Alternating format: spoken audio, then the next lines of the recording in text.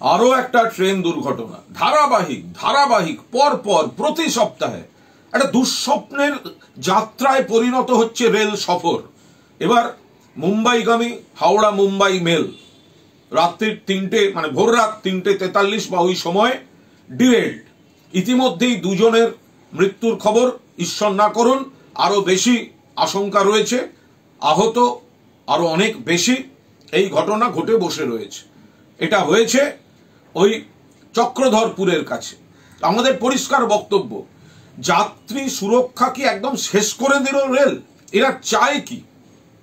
পশ্চিমবঙ্গ সরকার মাননীয় মুখ্যমন্ত্রীর নির্দেশে সেই তখন থেকে মনিটর করছে আমাদের বাহিনী যতখানি যাওয়া সম্ভব, যেভাবে যাওয়া সম্ভব। কারণ অভিযোগ রেল দুর্ঘটনার পর তাদের তরফ থেকে, রেলের তরফ থেকে উদ্ধার কাজে ব্যাপক বিলম্ব।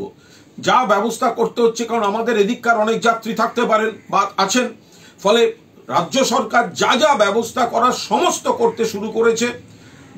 যেটা অন্যদিকে হলেও সেইখানেও যেখান থেকে যা করা দরকার সেগুলো মমতা বন্দ্যোপাধ্যায়ের নেতৃত্বে করছে। কিন্তু এটা হচ্ছেটা কি? কেন্দ্রীয় রেলমন্ত্রী, দুর্ঘটনা হয়তো ঘটে যায়, কিন্তু ধারাবাহিক দুর্ঘটনা যদি ঘটতে থাকে তারপরে আপনি নাটক করার জন্য পদে বসে থাকবেন, এটা হতে পারে না।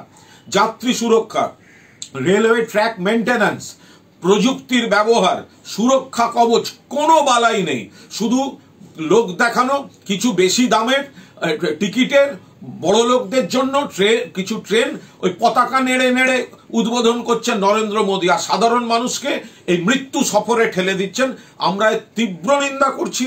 গোটা রেল ব্যবস্থাটা আগাগোড়া খতিয়ে দেখা দরকার।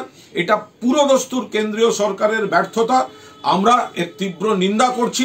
আপাতত উদ্ধারের কাজ বা যা করণীয় কাজ পশ্চিমবঙ্গ সরকার চালিয়ে যাচ্ছে।